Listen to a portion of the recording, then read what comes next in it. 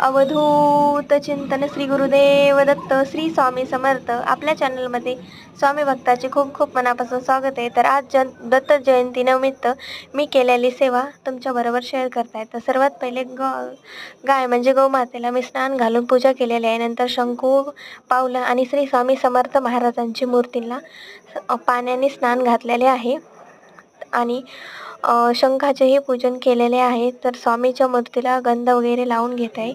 त्यानंतर स्वामींना जे वस्त्र आहेत ते परिधान करणार आहे आणि ही पितळेची जी स्वामींची मूर्ती आहे याच्यावर आपण अभिषेक करणार आहेत. तर सर्वात पहिले मी मधानी नंतर तुपानी करत आहे अभिषेक.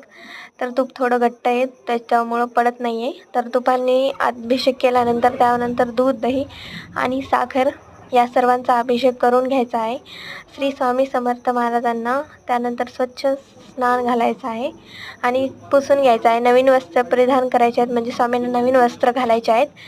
त्यानंतर आपल्याला श्री स्वामी समर्थ महाराजांना गंध लावून घ्यायचा आहे आणि स्वामी समर्थ महाराजांचे वस्त्र घालून झाल्यानंतर श्री स्वामी समर्थ महाराजांचा जो फोटो असेल तुमच्या घरी, जर कोणी फोटो असेल तर तिन्ही वस्तूच्या मी तुम्हाला कशी पूजन करायचे ते करून दाखवत आहे. कोणाकडे फोटो असेल, कोणाकडे मूर्ती असेल तर जे तुमच्याकडे स्वामी असतील त्याची तुम्ही पूजा या प्रकारे करू शकता. त्यानंतर मी स्वामींना वस्त्र आणि आमच्या येथे यांना वस्त्राची फुगी म्हणतात ते मी ठेवलेलं आहे. हळदी कुंकू लावून ते स्वामींना घातलेलं आहे. नंतर स्वामीची जी छोटी मूर्ती आहे पितळेची ती ठेवलेली आहे. नंतर स्वामींची मोठी मूर्ती ठेवलेली आहे. त्यांना वस्त्र परिधान करून नंतर गाय जी गौमाता आहे त्याची पण पूजा करून घेतली. शंखाची पूजा करून घेतली आहे. त्यानंतर आपल्याला सेवा करायची आहे ते मी तुम्हाला सांगत आहे.